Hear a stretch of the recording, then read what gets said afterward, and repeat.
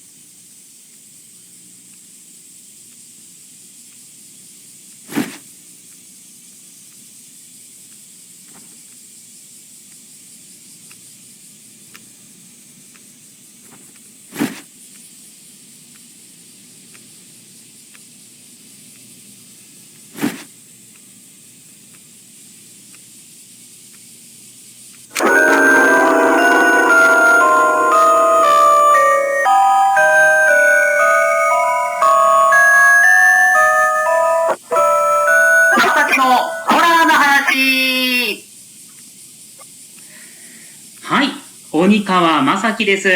このコーナーでは僕、正樹がリスナーさんから送られてきたホラーな話を読んでいきます。ということで、早速読んでいきたいと思います。ラジオネーム、とうこさんからの手紙です。これは、霊感のある同級生の小学生の時の話です。その子は生まれつき霊感がありました。保育園の頃ははっきり見えるわけではなく、なんとなくもやのようなものが見えたり、一定の場所がひんやりと感じたりする程度だったようですが、小学生になってからははっきり見えるようになったそうです。いつも同じ場所に男の人がただ立っているなぁと思っていたら、他の人には見えていないことを知ったことが始まりだそうです。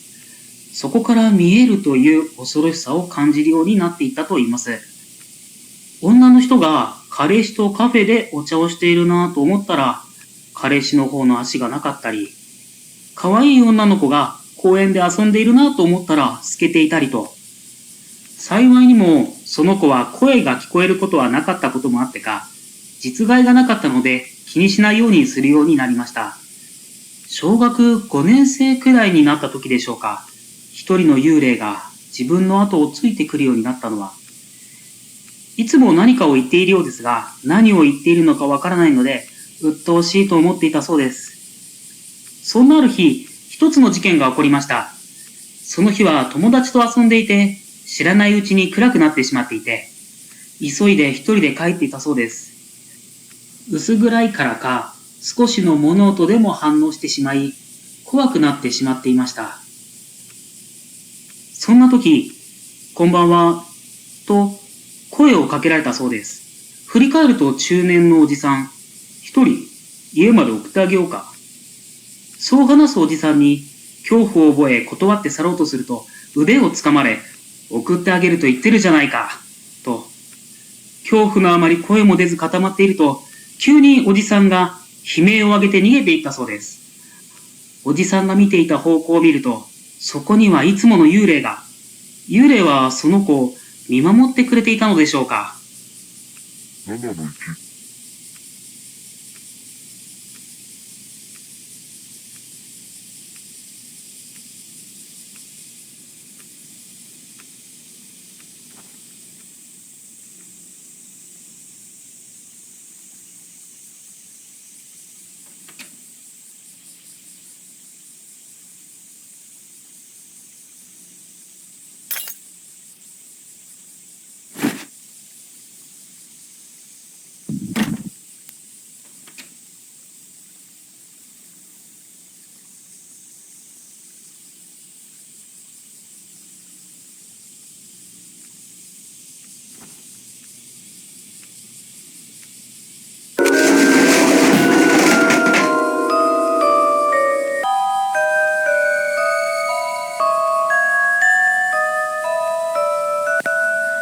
まさきのホラーな話。はい、今回もやってきました。ホラーな話。今回も手紙読んでいきますよ。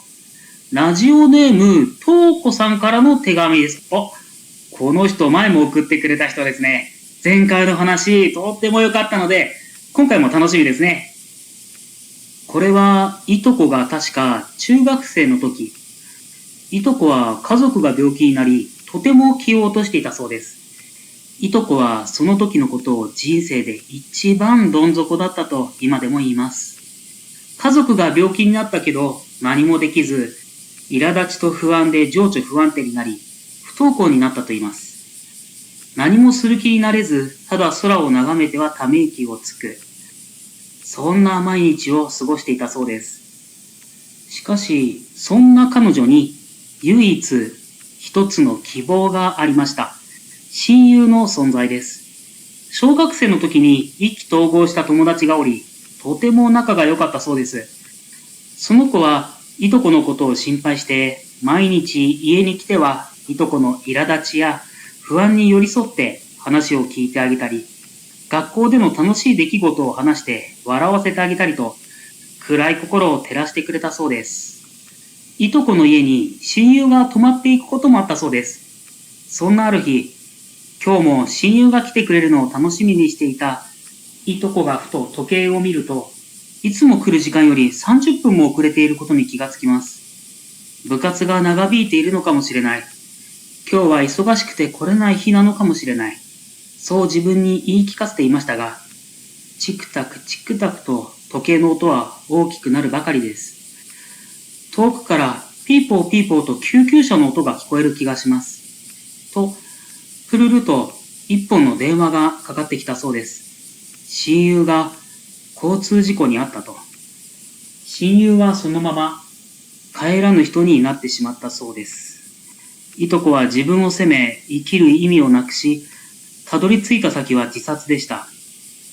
誘われるかのように橋から身を投げ出そうとしたとき、いとこを呼ぶ声が聞こえました。構わず飛び降りようとすると、また呼ぶ声が。今度はそれだけではなく、女の子の顔が目の前に現れたそうです。それはあの親友の顔だったします。いとこは驚きと戸惑いとが一気に溢れて、親友を思い出し、その場で泣き崩れ、自殺はやめたようです。それから親友の声も顔も聞くことも見ることもできず、その時一瞬だけだったそうですが、いとこにとって親友はこれまでもこれからもかけがえのない存在だそうです。何なのに、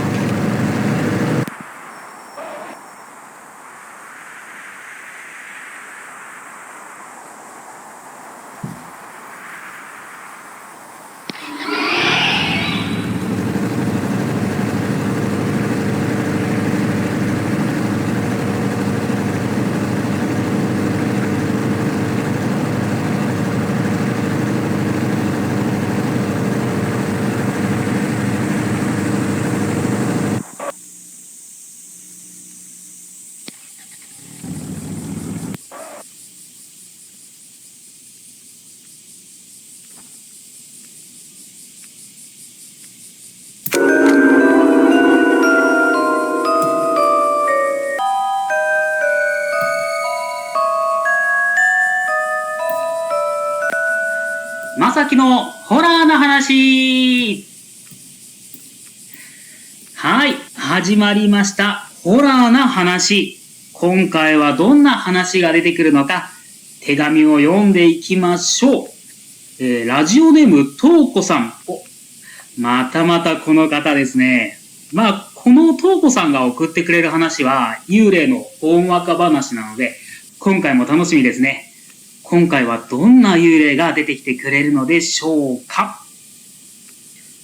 これは友人が高校生だった時の話だと言います。家族が病院に入院することになり、毎日病院にお見舞いに行っていたそうです。その病院は総合病院だったのもあり、大きくて医者や看護師の数も多く、いつも人が出入りしているような病院だったようです。ちょうどその時期は人事の時期だったのか、見たことのある看護師を見なくなったり、新しい看護師をよく見るようになったりと、人の入れ替わりが多かったように感じていたそうです。いつものように家族のお見舞いに病院へ行った彼女は、今日もまた廊下で新しい看護師とすれ違います。その看護師は家族がいる部屋の方から来たので、何気なく家族に、また新しい看護師入ったのと尋ねると、いや、知らないよ。と言われました。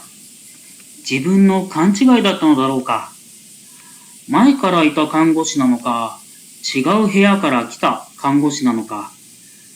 記憶をたどり、出てきた部屋の場所を思い出しても、やはり家族の部屋のような気がするけど、そんなことが頭によぎりましたが、それ以上は考えないようにしていました。すると、隣のベッドの中年女性が声をかけてきました。病院だからね、いろいろあるさ。そう言うと少し微笑み、飴を家族と私に一つずつくれたのを覚えています。とてもにこやかで感じのいいおばさんでした。数日後、見舞いに来ていたら遅くなってしまい、面会時間もあと少しという時間になっていました。トイレに行き、家族に声をかけてから帰ろうと部屋へ向かっていた時です。家族がいる部屋のドアが開いたかと思うと、この前見た看護師が出てきました。なぜかとっさに隠れてしまい、様子を見ていると、一緒に出てきたのは家族の隣のベッドのおばさんでした。看護師と手をつないで歩いていきます。すぐに家族のいる部屋に入り、隣のおばさんのことを聞くと、一人でふらっと部屋を出て行ったというので、慌てて追いかけました。おばさんと看護師が見え、後ろから、おばさん、おばさんと声をかけるものの、聞こえていないのか全く反応がありません。看護師ももちろん後ろを振り返ることはなく、二人で歩いていきます。エレベーターの前で二人が止まったので走って追いかけ、ちょうどエレベーターに乗ったところでやっと追いつき、エレベーターの中でおばさんの腕を掴むことができました。おばさん大丈夫？そう言うと、看護師はこちらをぎろりと睨み消えていきました。エレベーターには何も覚えていないおばさんと二人だけで乗っており、B2 のボタンが押されていました。後から知ったのですが、地下2階は霊安室でした。あの看護師はおばさんを連れて行くつもりだったのでしょう。7の3。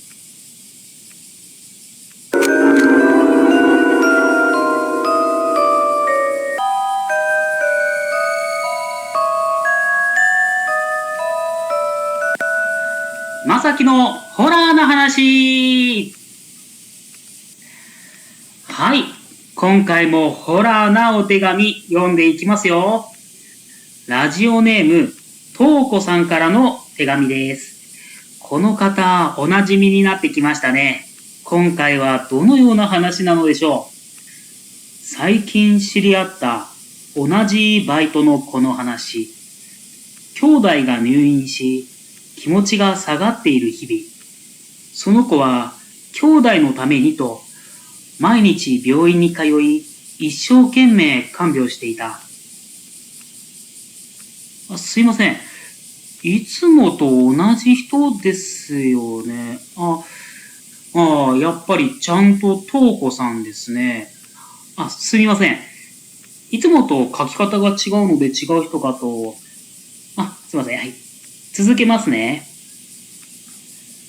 いつものように病院へ行くと、兄弟の担当医が部屋の前に立っていた。別室に案内され、医者の重々しい口が開いた。もう長くはない。もって1ヶ月程度だと。兄弟の病室に行くすいません。変なところがカタカナになっていて。続きますね。病室に行くと、兄弟はいつものように笑っていた。それからは時間があるときは少しでも病院に行くようにした。そうするうちに1ヶ月が過ぎ去り、医者に宣告されてから3ヶ月が経とうとしていた。その日はいつもより少し寒かった。病院へ向かう途中、小さな男の子に声をかけられた。お母さんと。違うよ。そう言うと泣きそうになったため、男の子のお母さんを探すことにした。すぐにお母さんが、みつまた変なところがカタカナですね。みがカタカナでした。すいません。続けます。お母さんが見つかり、男の子を渡した。去ろうとする私を見て、男の子のお母さんが、疲れているみたいだけど、大丈夫ですかと声をかけてきた。家が近いから休んでいってくださいと。自分でも知らないうちに疲れが溜まっていたことに気づき、お言葉に甘えて家に少しだけお邪魔するようにした。お茶とケーキを出してもらい、久しぶりにほっと息をついて休んだ。そんな甘い時間は風のように過ぎ去っていったようだ。時間大丈夫ですかと声をかけられ、はっと時計を見た時には面会時間まであと1時間という時間になっていた。ほんの少しいたつもりがそんなに時間が経っていたのか。ここから病院までは30分かかる。すぐに家を出た。挨拶をきちんとしなかった。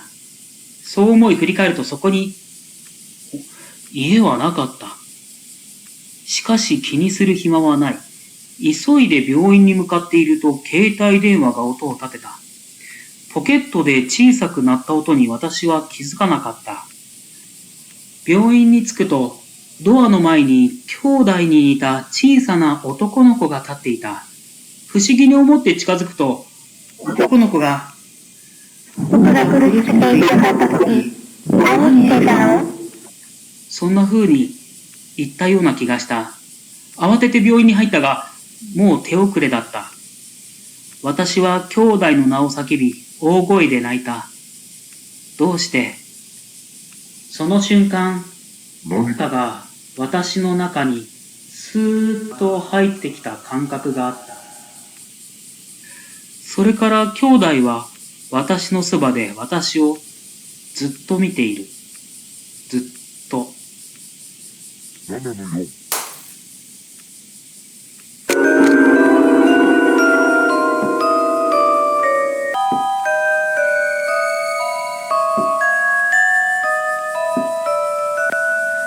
まさきのホラーな話。最近このラジオの反響がすごくて嬉しいばかりです。ありがとうございます。ということで今回も読んでいきますよ。はい。今回もおなじみラジオネームとうこさんからです。いつもみたいに誰のお話か今回書いてませんね。まあ読みますね。両親なんて最初からいなかった。そう思っている。弟を私に守らないといけない。それだけだった。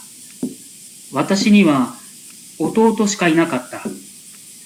友人も親戚も誰も私ののカタカナですね。前の手紙でも何個かありましたね。読めないことはないんですけど、気にしていると話が止まってしまうので、できる限り気にせず読むようにしますね。続けます。私の周りには誰もいない。いや、いなくなっていた。気づいた時には弟と二人だった。許せなかった。何もかも。私の怒りはすべてに向いていた。みんな不幸になればいい。そう思った。いつも決まった時間に手紙を書いた。丁寧に。見えるものすべてを取り込んで。そうした手紙は相手に響く。相手の読んだ時の顔を見るのが好きだった。私たちの世界へごちそう。世界へごちそうか。やっぱりカタカナ入ってると読み間違えちゃいますね。すいません。続けますね。ごちそうを用意して、弟はいつも私の隣にいる。心配そうな顔をして、そんな弟の手を私は握る。弟が眠ってしまった時、できなかったことを今、苦し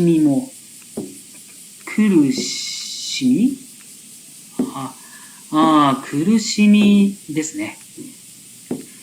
苦しみも悲しみもすべて忘れて、私と共にみんな行こう。私の周りではよく人が亡くなる。私のせいなのだろうか。ほら、あなたにも会いに行きますよ。下の方に何か書いてありますね。手紙読みましたか？全部カタカナで書いてありますね。手紙読みましたかですかね。でも手紙ってこれのことじゃないですよね。何のことでしょう。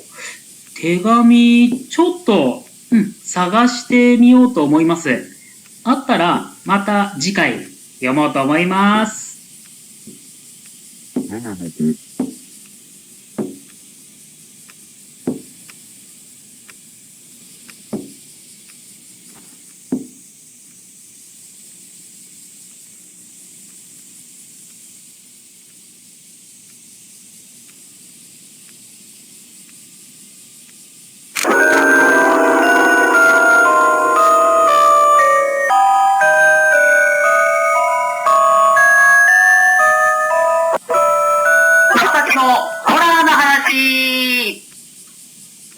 始まりました。鬼川正樹です。前回のラジオを聞いてくださった方はわかると思うんですけど、なんと手紙ありました。資料の間に挟まってて気づきませんでした。ということで、今回はこの手紙読んでいきますよ。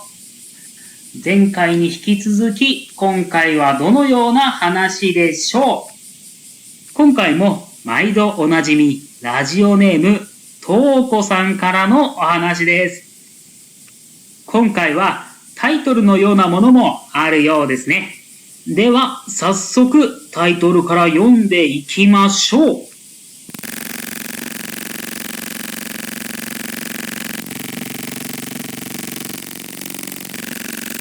7の6。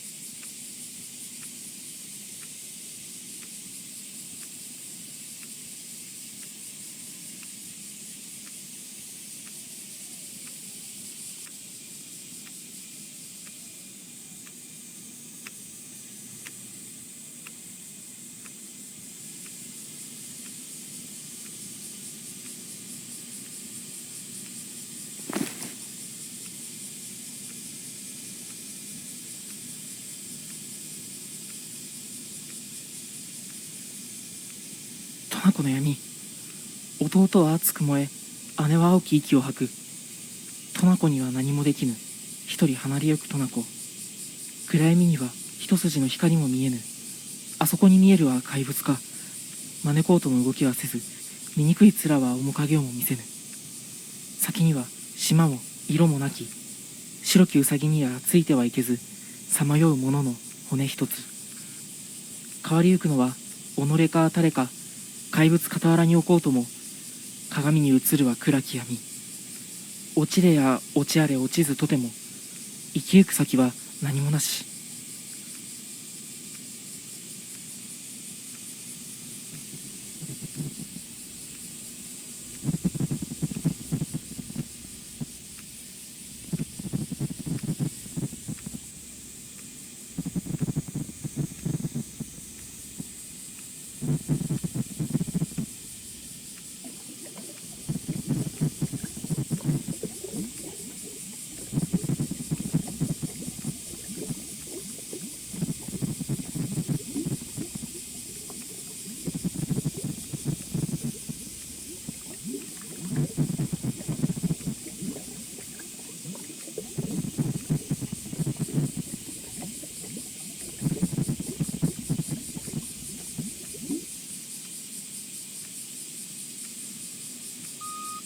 俺は鬼川春夫。